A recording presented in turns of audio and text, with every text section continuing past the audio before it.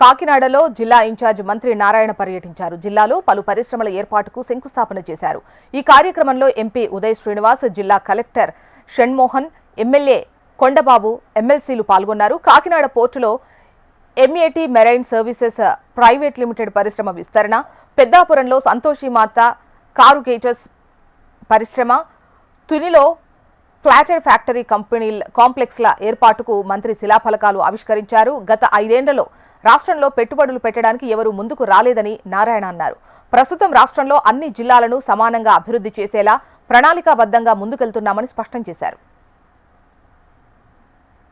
అన్ని జిల్లాలలో ఒకేసారి ఇండస్ట్రీస్ని స్టార్ట్ చేసే విధంగా ముఖ్యమంత్రి గారు అటు ఎమ్మెల్యేలకి, మంత్రులకి, ప్రజాప్రతినిధులకి, అధికారులందరికీ ఆదేశించడం, దాని మీద ఈరోజు అన్ని జిల్లాలలో యాక్చువల్గా ఈరోజు ఈ యొక్క కార్యక్రమాన్ని ప్రారంభించారు.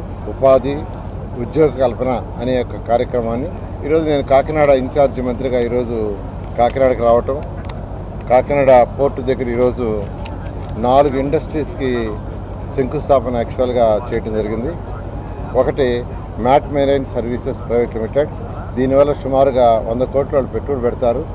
సుమారుగా 300 మందికి ఉపాధి కలుగుతుంది. అదేవిధంగా పెద్దాపురంలో సంతోషిమాత కారుగేటర్స్ ప్రైవేట్ లిమిటెడ్ అట్టల పెట్టెలు తయారు చేసే ఫ్యాక్టరీ, వాళ్ళొక 51 కోట్లు ఖర్చు పెడుతున్నారు. సుమారుగా 110 మందికి ఉద్యోగాలు వచ్చే విధంగా ఆ ఫ్యాక్టరీ వల్ల వస్తుంది.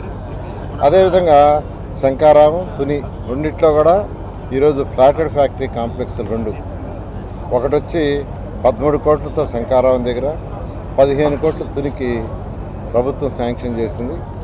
ఈ విధంగా 4 కార్యక్రమాలు